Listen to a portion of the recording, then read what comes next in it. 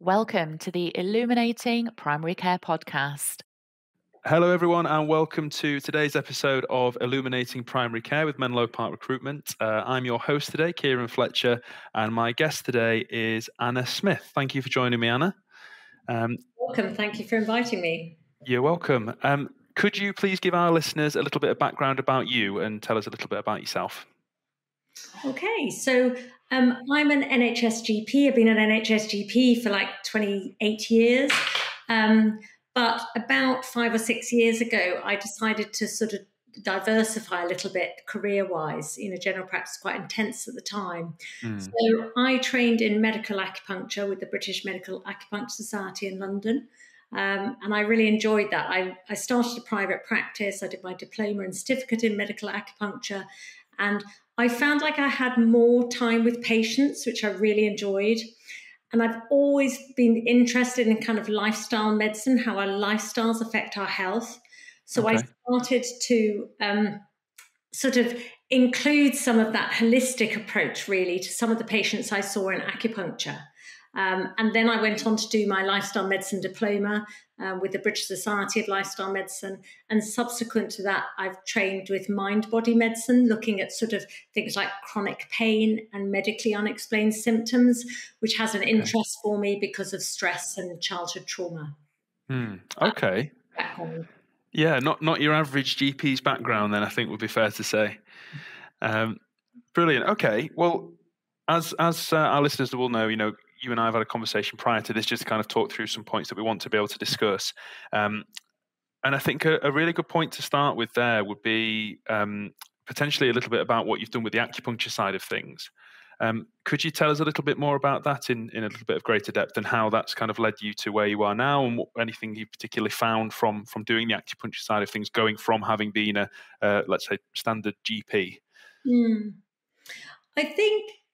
I think my diversification into acupuncture, it goes back a little bit, is about looking more as a holistic GP at with patients' problems. I think that in general practice, NHS general practice, you have very little time. You have sort of 10 minutes. And what happened when I opened my acupuncture clinic after my training was I had time with patients to really explore things in more depth. And therefore, and I've always been interested in lifestyle medicine for many years. And so it gave me a chance to look at sort of the whole person.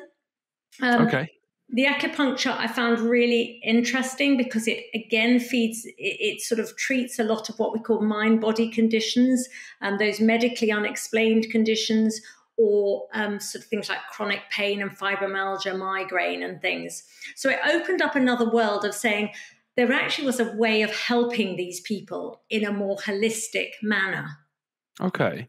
And then that's obviously led you onto the lifestyle medicine side of things that you've obviously been working on for quite some time now.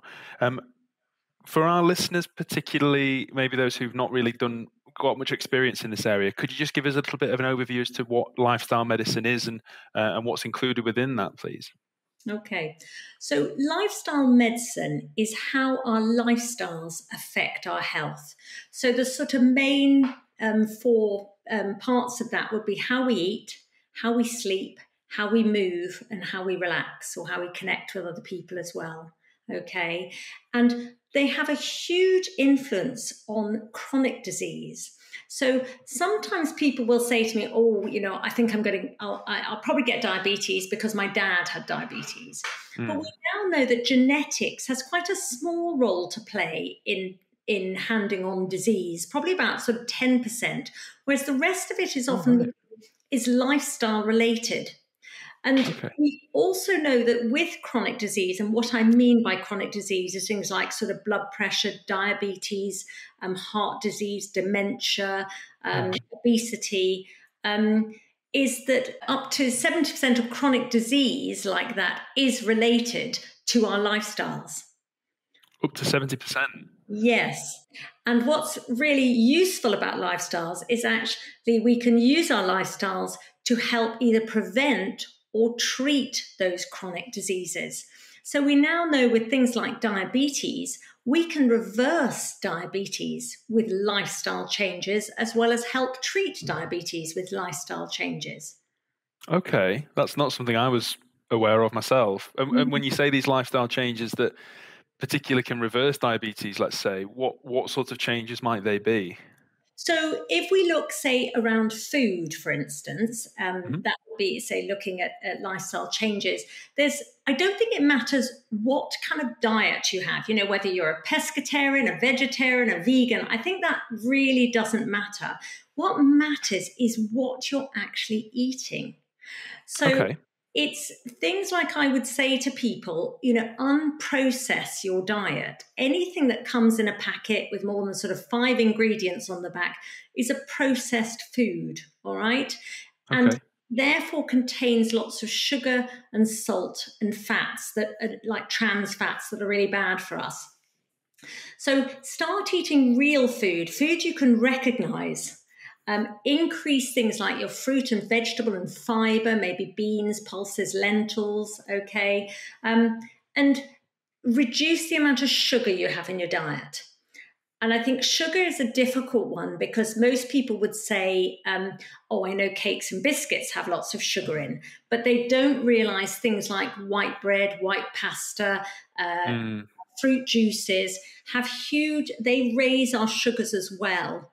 yeah. And that is a problem because it affects what we call insulin, and that subsequently can lead to diabetes.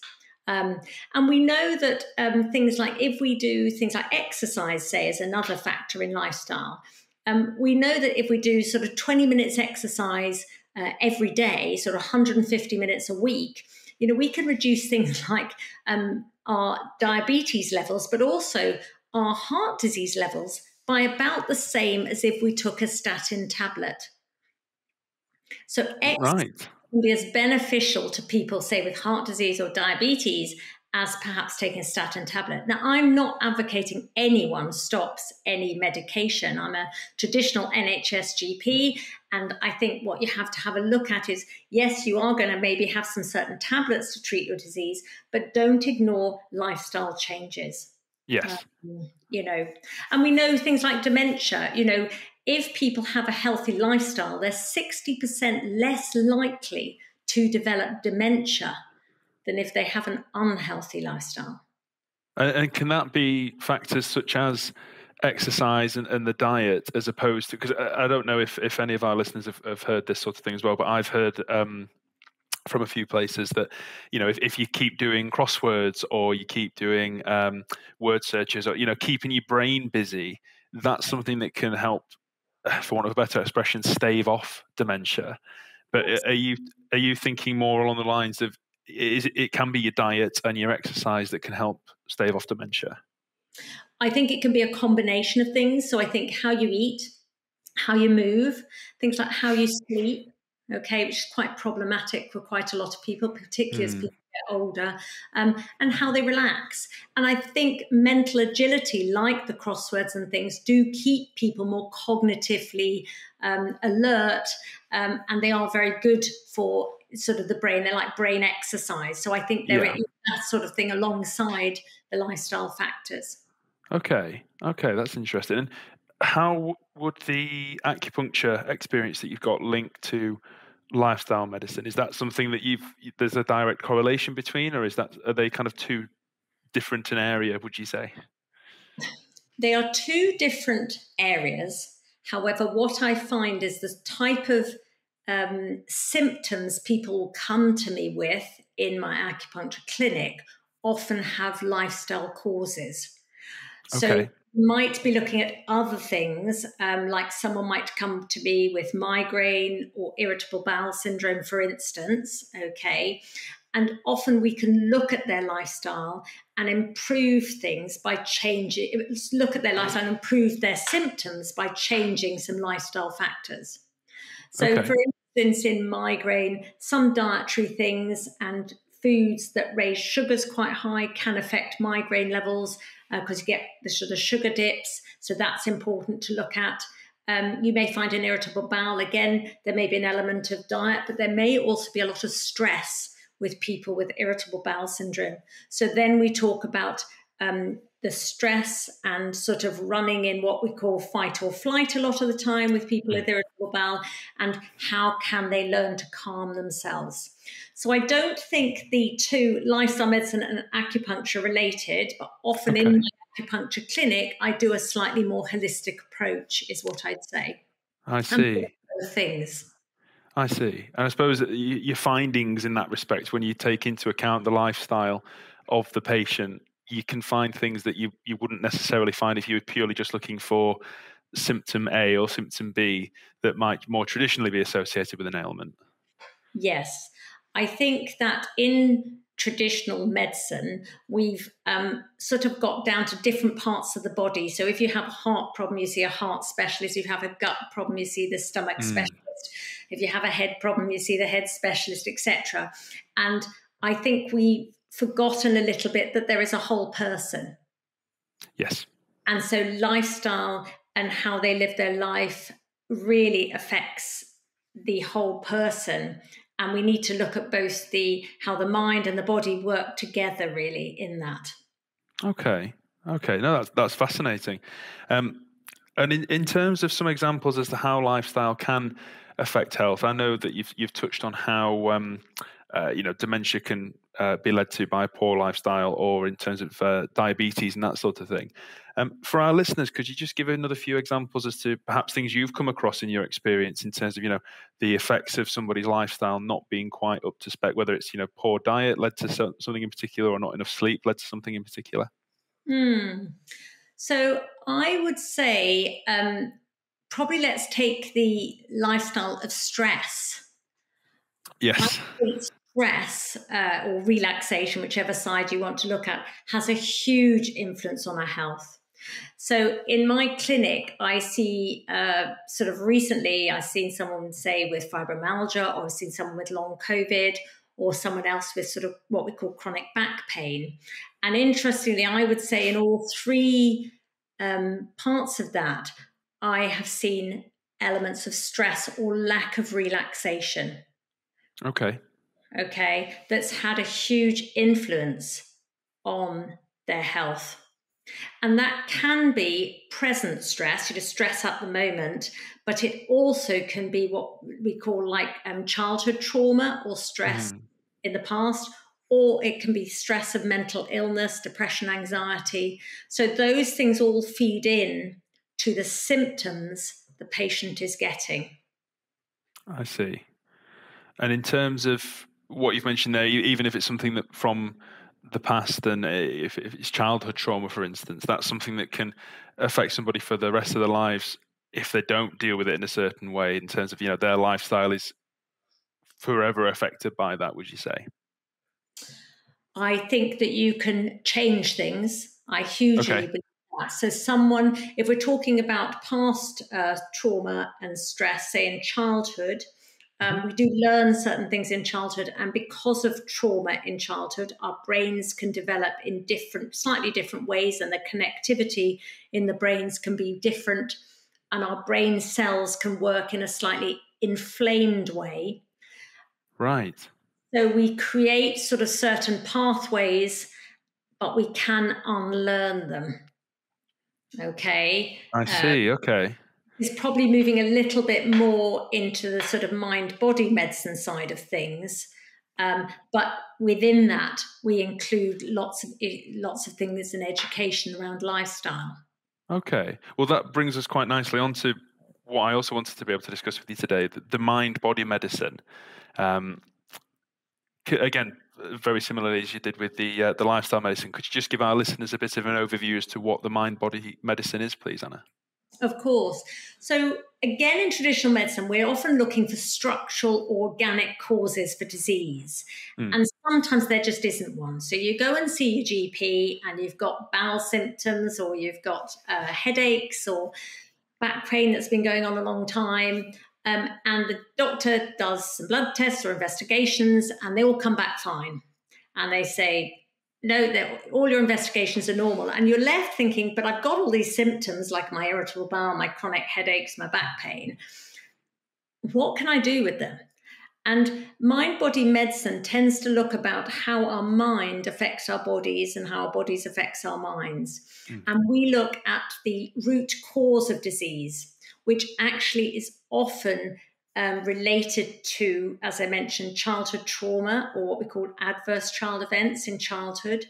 It may be related to stressful events in their present life at the moment. And what I mean by that is sort of a chronic ongoing stress, which can be unhelpful and difficult to deal with. It can be related to mental health issues like depression, anxiety, or it can be related to lifestyle factors. And we look at how all those things influence the way the brain interprets certain symptoms. And the brain's often on a slightly fight or flight mode. And so it sends out messages of either physical symptoms like fatigue or bowel symptoms, bladder symptoms, etc., or things like pain, messages of pain for people with fibromyalgia or chronic pain. I see. And in terms of obviously correct me if I'm wrong, but it sounds to me as though the mind-body medicine, it can be something that has, let's say, affected somebody for a very long time. And like you say, there might not necessarily be this kind of black and white answer as to what the ailment is. It might not be something physical. But if there is an ailment of the mind, it can show itself physically and affect people in various ways, whether, like you say, that's irritable bowel syndrome, whether that's a sensation of pain, something like that. Yeah. Is that along the right lines, would you say? Yeah. So what I often say to patients is, look, you'll get it. Let's use the example of irritable bowel, for instance. So you're getting symptoms, bowel symptoms, okay? Those sensations send messages up through your spinal cord to your brain. Your brain interprets those symptoms. And often, because of past trauma or present stress or mental health issues, the brain interprets them as threatening. And so you set off your fight or flight response, which leads to physical symptoms. Okay. So the brain interprets them in a certain way and you get physical symptoms. And then what happens is, obviously, the person gets anxious or fearful because they've got these symptoms, and fear fuels the fire of the symptoms. So it kind of, anxiety and fear kind of keep the symptoms going and prolong them. I see. And all this happens unconsciously and automatically. The patient has no idea this is what's going on. But it's just that our minds and bodies do work together rather than separately. And we need to look at the whole person within it. Yeah, I think from what you're saying there as well, Anna, I think it seems very much as though the norm, shall we say, for want of a better word, is to assess somebody physically. And if there were something more mind-related, let's say, you might be sent off to a psychologist or a specialist of that field. But it sounds to me as though GPs, even NHS GPs, can take a look at things, maybe not within that traditional kind of 10-minute to 15-minute patient slot, but there's certainly work to be done there in that, there are ailments where you might have a recurring patient, shall we say, who keeps going back over a prolonged period with the same ailment. But if we look at their mind, then there's a potentially different way of assessing and treating them. Yeah, I think there is. I think what's really difficult for GPs is with a 10-minute consultation, it's very difficult to manage all of that, because often what they're trying to do as a GP exclude any serious or organic disease. Yes. I think also at medical school, we're not taught a lot around medically unexplained symptoms or chronic pain. And I think therefore GPs don't necessarily have the resources. And I think there are a lot of resources out there for patients, which are very helpful. There are a number of books, podcasts, apps that are all really helpful for them, which we can talk about if that's useful. Yeah, please do. Please do. That'd be interesting to learn more. So I think, there's a couple of books. I'm just looking at my bookshelf, actually. So one book I'd probably recommend is Chronic Pain by Georgie Oldfield. And she also runs a website called SIRPA, SIRPA.org, which is also very helpful for people with chronic pain and medically unexplained symptoms. And there's another book, The Pain-Free Mindset by Dr. Deepak Ravindran. He's the pain consultant at Reading Hospital, and he's written a very much a sort of holistic approach to dealing with pain and medically unexplained symptoms. Okay. And then there's the app called Curable, which is very useful for people with chronic pain and other symptoms. And the podcast Like Mind, Like Body is very helpful. Okay. So there's quite a lot out there, but I think often, GPs are trying to deal with so many things at the moment, they're often not resourced. Yeah. And patients don't really know where else. Once their tests are normal, they don't really know where else to go. But there are a lot of resources out there. Okay.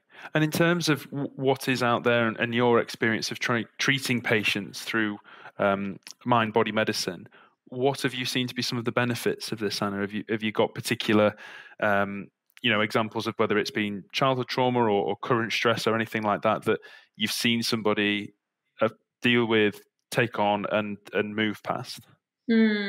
I mean, I think it's almost such a relief when you talk to patients about it and you explain this pathway that's been set up between the sensations in their body, how the brain has automatically and unconsciously processed it, and their symptoms. It's almost like a light bulb moment for many people. And once they can get that, if they can understand that, then they can start unlearning their symptoms or recognizing it. Okay. We'll do a little bit, what we would tend to do is we'll educate them about what is going on in the body-brain pathway so they understand it. Okay, so it's got somewhere to sort of hang their hat as such. And then we will do things like education around lifestyle. So things like how people sleep, how they relax, how they move, how they eat has an effect on mental and physical health. Okay. So around lifestyle for them. And then we'll look at things like emotional health and stress in their lives and how they can sort of learn to understand their emotions, which give them certain thoughts, which then lead to certain behaviors and physical symptoms. So we'll kind of take it back to the root cause of emotions. And that can be through things like some people find journaling very helpful, for instance, writing down things emotionally, looking at the situation and saying how they felt at the time. Other people find things like what we call somatic tracking very helpful. So rather than being anxious and scared about their symptoms, you can sit with them and almost be curious about your symptoms. Because you're calming yourself down rather than if you're getting very anxious about your symptoms, you're kind of fueling that fire again, fear and anxiety. And there's sort of slight CBT approaches, the way we look after ourselves. We talk about other things such as mindful self-compassion, where you look after yourself like a friend would look after you, rather than kind of having negative talk and beating yourself up about things. So there's quite a lot of little techniques that we may use to help people untangle those pathways that have kind of slightly got entrenched. I see. Okay. And it seems then as though, and again, please do correct me if I'm wrong, but if the benefits of mind-body medicine are found to be effective, and you are able to help somebody who may be, let's say, if it's a pain that they're suffering with and it turns out that it's related to current stress or something like that, I would imagine then that gives somebody the, should we say, the arsenal of ways of dealing with that long term. So once that ailment's been uncovered, it's something that they know how to deal with in the immediate future, the distant future, everything like that, as opposed to it being an ailment where they have to keep coming back for medication or they have to keep coming back for treatment of some sort. Would that be right, or is that? Absolutely. And I think traditional medicine doesn't have the time really for seeing people regularly for these things. And that's why I think if people can self-resource themselves and maybe see a mind-body practitioner or a holistic, approach practitioner, that can be very helpful to sort of help them on their way. But you're right. I think if they can grasp the concept and make some small changes, they'll start to see progress. Certainly I have seen that in my patients that I see in my clinic. Okay. And I suppose in that regard as well, with the patients that you are seeing, do you find that depending on what the ailment is, some of them are quite easy to solve relatively quickly, or some of them take a long time to break down and really understand and then treat? Is there quite a range in that respect? Absolutely. I think it really depends on the person. So, and I think the other thing is, if someone right at the beginning can't understand or take on the concept of mind-body medicine, and they're quite close to that concept, they won't get well. They have to be open to the concept, and they have to do some work themselves. Okay. Benefit. But yes, I see huge benefits if people are open to it. And, everyone's slightly different. Some people find that, sleep is a huge stress to them. Therefore, if they can work on their sleep a little bit, that would really benefit them. Other people say, oh, no, I'd like to work on my stress first. I'll just start with emotional journaling. So it's finding what works for different people and working along at their pace. Okay. And I suppose really for anybody who wanted to look at getting into these areas, if there's any junior doctors listening to the podcast, or even experienced doctors who want to move into it as you have, can you give any tips or advice as to how to potentially look at getting into lifestyle medicine or mind-body medicine, or both? So lifestyle medicine, I'd start with looking at the British Society of Lifestyle Medicine, because they do the diploma and everything there. So there's a lot of information there for you. Or other websites like Inspired Medics is another lifestyle site that I've used a lot. With regard to mind-body medicine, I think the SIRPA website that I mentioned earlier, SIRPA.org, and the other one is very useful is unlearnyourpain.com. That's Dr. Howard Schubiner. He's done a lot of mind-body medicine work as well. And on both the SIRPA and the Unlearn Your Pain, they both do courses on mind-body medicine. Okay. And so reading some of the books I mentioned earlier, The Pain-Free Mindset, I think is a great book for doctors to read to start understanding chronic pain and medically unexplained symptoms. Going off what you mentioned earlier, with regards to at medical school, there's not as much attention given to this as there is kind of the more physical ailments that patients may be suffering. Do you feel as though, I don't know if stigma is the right word, but do you feel as though there is a little bit of, or rather a lack of understanding from, let's say, the NHS, for instance, for things like mind-body medicine? I think it's really difficult, because I think it's a real shame that at medical school we don't spend more time on chronic pain or medically unexplained symptoms, because they are a huge, about 30% of people in general practice have chronic pain and medically unexplained symptoms. So it's a huge number of people. Yeah. And I think, and we say something like up to sort of 50% of people in secondary care have illnesses that don't have a structural organic cause and have a sort of mind-body cause. So it's very sort of broad. There's a lot of people out there with these conditions.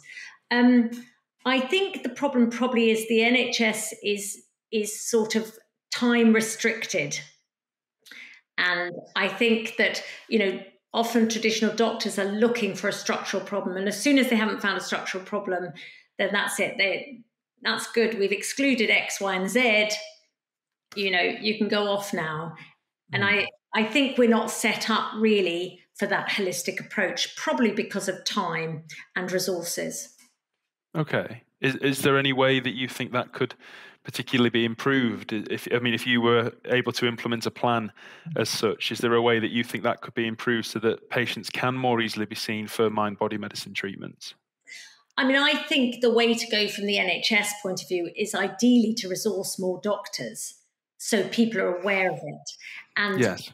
Doctors maybe read a book or see a website or whatever. And then doctors, you don't, in my NHS clinics, I don't often go through lifestyle, for instance, in detail, but there's a very good lifestyle book called The 4-Pillar Plan by Dr. Rangan Chatterjee, which I think is a fantastic book on lifestyle. It's really well researched. It's easy to read. And I often say to people, look, I haven't got time to go to this in detail, But this book is really worth you having a little look at, and maybe just choose one chapter that resonates with you and look at some small changes you can make. And the same with sort of chronic pain and medically unexplained symptoms. I think if doctors had a knowledge of it, they wouldn't necessarily have time to spend a long time like I do in my clinic going through everything, but at least they'd be able to resource patients with correct insights or information, which I think would be really helpful.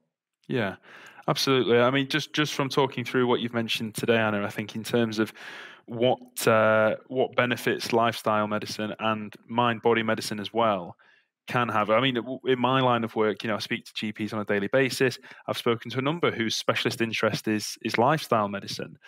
But mind-body medicine, before we got in touch, I'll hold my hands up, I'd never heard of it. And I certainly don't think I'll be alone in that respect. So I completely agree with what you're saying. I think it needs to be better resourced to medical professionals. I think more needs to be made of it to patients as well, to make them aware that could be something that's ailing them, and potentially seek help along the right avenue. So that's something as well. So yeah, I suppose as we're coming towards the end of this podcast now, do you have anything in particular you want to add about either of these areas, lifestyle or mind? I would say is if you do have symptoms, it's very important you do see a GP and have any structural or organic disease excluded. Yeah. Yes. Being a mind-body medicine doctor, I think that's very important to just be aware of that. Yeah. Okay. And is there anything else you'd want to add about these areas at all? I mean, from a personal point of view, I think lifestyle can change your health and your outlook on life and your mental and physical health. And I think it has wonderful benefits. So I would recommend it every day. Brilliant. Fantastic. Well, thank you so much for your time today. And it's been great to speak to you. I'm sure that our listeners will find this a really insightful podcast as well. Are you able to connect with anybody online? Do you have a website or anywhere where anybody can find you? Yeah, I have a website called gpacupunctureoxford.co.uk. I'm on Facebook and I'm on LinkedIn. So Facebook's at GP Acupuncture and LinkedIn is Dr. Anna M.L. Smith. Wonderful. That's brilliant. As always, listeners, you can find our podcasts on all the usual streaming services, Spotify, Apple Podcasts, and even Amazon now. If anybody wants to check out Anna online, as Anna's just mentioned, those websites, and we'll also put a link to those websites as well, if you're happy for us to, Anna, with the podcast when we post it on social media. And in the meantime, thank you so much for your time, Anna. It's been really great to speak with you today. Thank you very much for having me.